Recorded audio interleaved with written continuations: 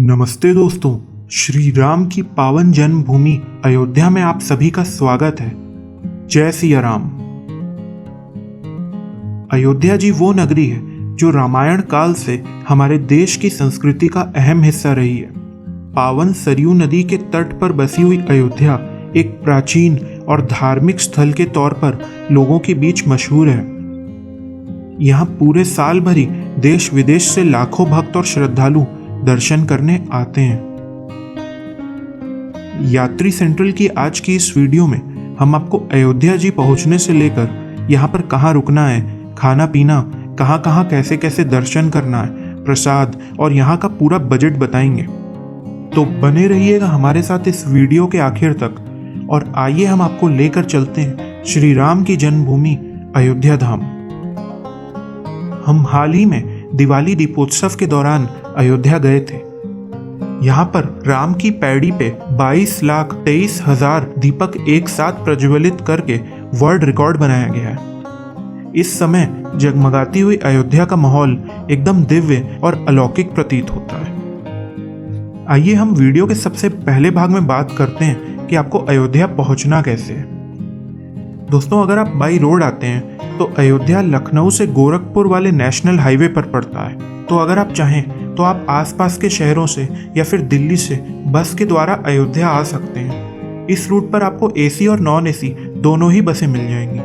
आप अपनी बस से अयोध्या बाईपास चौराहे पर या फिर अयोध्या कैंट बस स्टेशन पे उतर सकते हैं। अयोध्या बाईपास से आप 10 रुपए में ई रिक्शा से नए घाट चौराहे पहुंच जाएंगे और अगर आप अयोध्या कैंट बस स्टेशन आते हैं तो वहां से आप ऑटो या फिर ई रिक्शा की मदद से 40 से 50 रुपए में अयोध्या आराम से पहुंच जाएंगे।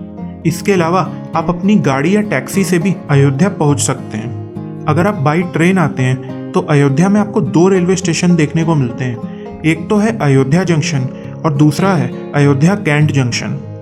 दोस्तों, अयोध्या जंक्शन तो एकदम शहर के अंदर ही आता है, पर अगर आप अयोध्या कैंट रेलवे स्टेशन पर आते हैं तो वहां से आपको ऑटो या फिर ई रिक्शा के द्वारा 40 से 50 रुपए देकर मुख्य अयोध्या शहर या नए घाट चौराहे तक आना होता है। बात करें फ्लाइट की तो यहाँ का जो नियरेस्ट एयरपोर्ट पड़ता है वो है लखनऊ का।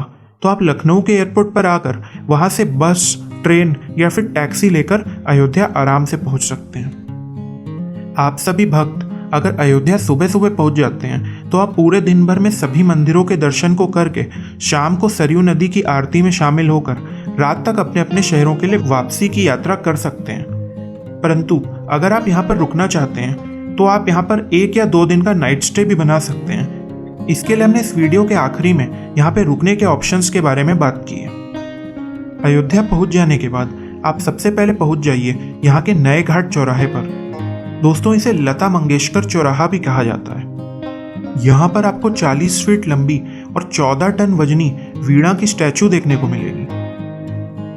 यहीं पर पास ही में राम की पैड़ी स्थित है। ऐसी मान्यता है कि अयोध्या के सभी मंदिरों में दर्शन करने से पहले आप यहाँ पर सरयू नदी में डुबकी जरूर लगाइए। श्रद्धालुओं का ऐसा मानना है कि यहाँ पर स्नान करने से आपके सारे पाप धुल जाते हैं। तो इसके बाद आइए चलते हैं हनुमानगढ़ी की ओर। नए घाट चौराहे से आप 10 रुपए देकर आसानी से ई रिक्शा से हनुमानगढ़ी पहुंच सकते हैं। आप रास्ते में यहाँ पर देख रहे होंगे कि अयोध्या में बहुत तेजी से विकास कार्य चल रहा है। रोड्स के चौड़ीकरण होने के साथ साथ सभी दुकानों को एक ही ढंग में सजाया जा रहा है। सन 2024 तक ये सभी कार्य कंप्लीट हो जाएगा। दोस्तों, हनुमानगढ़ी श्री राम जन्मभूमि मंदिर, कनक भवन और दशरथ महल 1-2 किलोमीटर के रेडियस में ही आते हैं और आसपास ही स्थित हैं। जैसा कि आप यहाँ देख सकते हैं, मंदिर की ओर जाने वाले मार्ग को भक्ति पथ के नाम से विकसित किया जा रहा है। ऐसा माना जाता है कि राम जन्मभूमि मंदिर दर्शन करने से पहले यहाँ पर हनुमान जी के दर्शन करने चाहिए। लंका विजय करने के बाद जब भगवान राम अयोध्या आए थे तब से हनुमान जी यहीं पर विराजमान है और राम जन्मभूमि और रामकोट की रक्षा करते हैं। इसी कारण इसका नाम हनुमानगढ़ी पड़ा है। इसे बजरंग बली का घर भी कहा जाता है। मंदिर के बाहर ही आपको प्रसाद की बहुत सी दुकानें मिल जाएंगी। तो आप यहाँ से प्रसाद लेकर चाहे तो अपने जूते चप्पल इन्हीं दुकानों पर रख के आगे बढ़ जाइए मंदिर की ओर। हनुमानगढ़ी मंदिर राजद्वार के सामने ऊंचे टीले पर बना हुआ है। ऊपर मंदिर तक पहुंचने के लिए हमको 76 सीढ़ियां चढ़नी होती हैं। इस मंदिर की सभी दीवारों पर हनुमान चालीसा और चौपाइयां लिखी हुई हैं। पवन पुत्र हनुमान यहीं पर रहते हुए अयोध्या धाम की रक्षा करते हैं।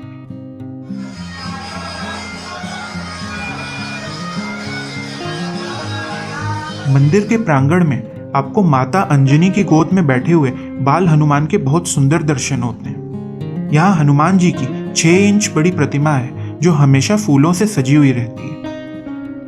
ऐसा माना जाता है कि यहाँ आए सभी भक्तों की मनोकामनाएं पूरी होती हैं।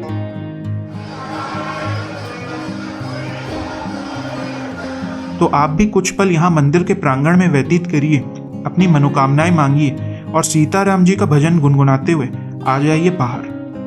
आइए अब यहाँ से आगे बढ़ते हैं और प्रस्थान करते हैं रामलला के दर्शन करने श्री राम जन्मभूमि मंदिर की तरफ। हनुमानगढ़ी मंदिर से राम जन्मभूमि 600 से 700 मीटर की दूरी पर स्थित है, जहां आप आराम से पैदल चल के जा सकते हैं। श्री राम जन्मभूमि की तरफ जाते हुए आप देखेंगे कि यहाँ पर बहुत ही भव्य कॉरिडोर बन रहा है। इसे श्री राम जन्मभूमि पथ के नाम से जाना जाएगा। इसी पथ पर आपको आगे बढ़ते हुए बहुत से डोनेशन के काउंटर्स और आरती पास लेने के काउंटर्स बने हुए मिलेंगे। दोस्तों, यहाँ पर आपको लॉकर रूम भी देखने को मिलता है जो कि बिल्कुल निःशुल्क है। ये सभी लॉकर्स श्री राम जन्मभूमि तीर्थ ट्रस्ट की ओर से हैं। रामलला के मंदिर के अंदर आपको किसी भी प्रकार के इलेक्ट्रॉनिक डिवाइसेस, घड़ी और बैग आदि ले जाने की इजाज़त नहीं है, इसलिए आपको इन सभी चीज़ों को लॉकर रूम में रख के आगे बढ़ना होगा।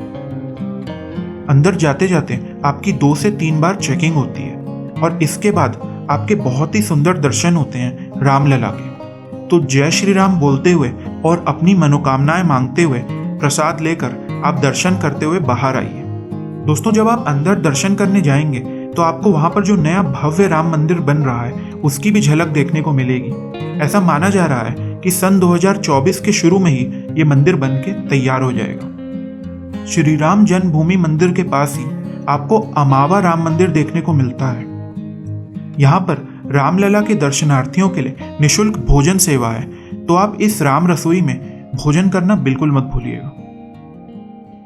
आइए इसके बाद हम आगे बढ़ते हैं कनक भवन की ओर।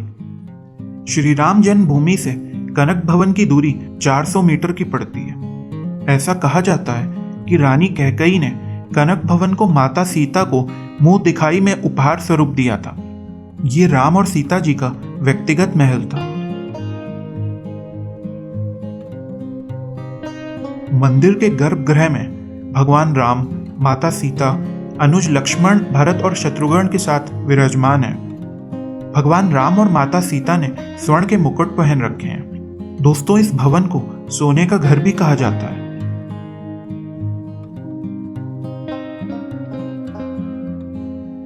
ये एक बहुत ही विशाल और सुंदर वास्तुकला के साथ बना हुआ महल है और यहाँ का विशाल आंगन इसकी सुंदरता को और भी बढ़ा देता है। ये देखिए, यहाँ पर कनक भवन के अंदर कुछ कमरे भी बने हुए हैं जिनको देखते हुए आप बाहर की तरफ आ सकते हैं। अगर आप शाम में अंधेरा होने के बाद कनक भवन आते हैं तो लाइट की रोशनी में नहाया हुआ ये महल बहुत ही खूबसूरत प्रतीत होता है। कनक भवन के आसपास आपको बहुत से भोजनालय आदि देखने को मिलते हैं, तो आप यहाँ पर खाना पीना भी कर सकते हैं। अयोध्या में आपको हर जगह ही सादा, अच्छा और शुद्ध शाकाहारी खाना मिल जाता है। आइए इसके बाद हम बढ़ते हैं दशरथ महल की ओर। ऐसी मान्यता है कि राजा दशरथ ने त्रेता युग में इस महल की स्थापना की थी। दशरथ महल का मुख्य द्वार बहुत ही सुंदर बना हुआ है।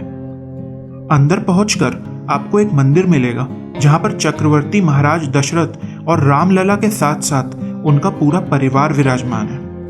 यहीं पर राजा दशरथ की सभा लगती थी और वो अपनी मंत्रियों के साथ बैठा करते थे और ऐसा माना जाता है कि इसी स्थान पर श्री राम जी को वनवास जाने का आदेश सुनाया गया था।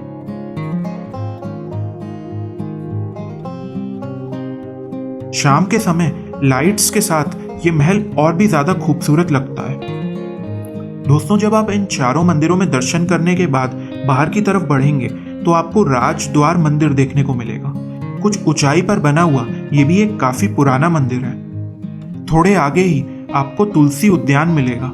इस पार्क के बीचों बीच तुलसीदास की प्रतिमा लगी हुई है, तो अगर आपके पास समय है तो आप यहाँ पर भी आ सकते हैं।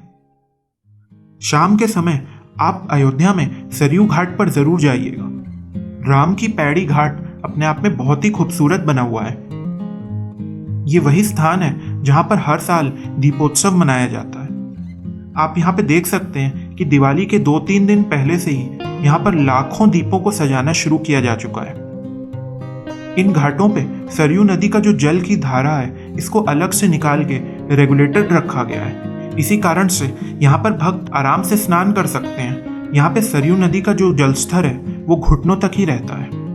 घाट के पास ही आपको एक प्राचीन नागेश्वर नाथ मंदिर देखने को मिलेगा। अयोध्या में इस मंदिर की काफी मान्यता है, तो आप यहाँ पर जाकर अंदर शंकर भगवान के दर्शन जरूर करिएगा। ऐसी मान्यता है कि भोलेनाथ के इस मंदिर की स्थापना भगवान राम के सुपुत्र कुश ने की थी। दोस्तों, राम की पैड़ी के बराबर में ही नए सरयू घाट बने हुए हैं, जहां पर आप जाकर बोटिंग भी कर सकते हैं। ये नए घाट बहुत ही साफ सुथरे हैं और यहाँ पर आपको वॉशरूम के साथ साथ चेंजिंग रूम भी देखने को मिल जाता है।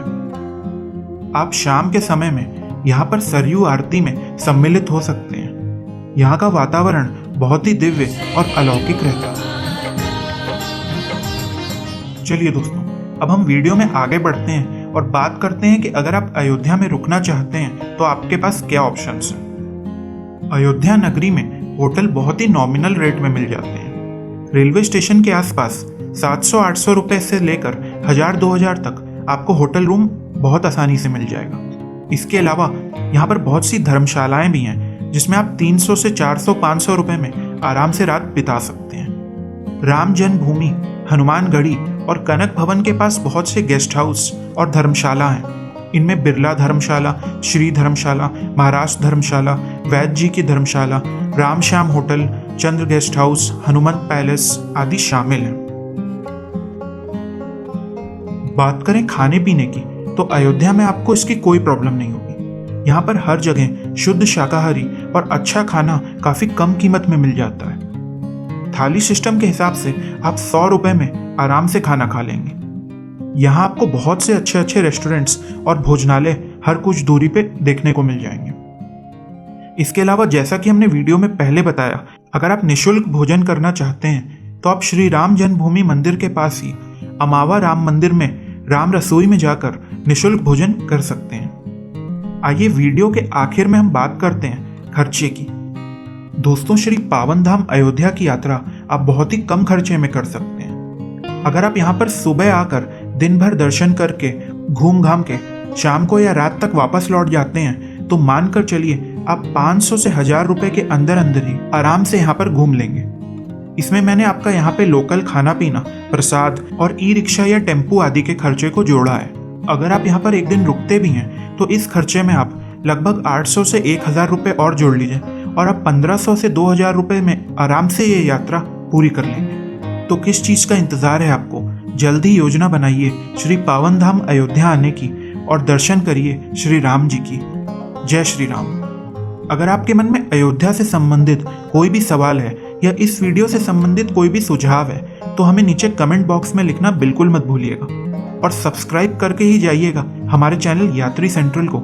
शेयर कर दीजिएगा इस वीडियो को अपने दोस्तों और परिवारजनों के साथ जिनके साथ आप अयोध्या धाम जाने का प्लान कर रहे हैं। मैं मिलता हूं आपसे बहुत ही जल्द एक नए वीडियो में। सभी भक्तों को जय श्री राम।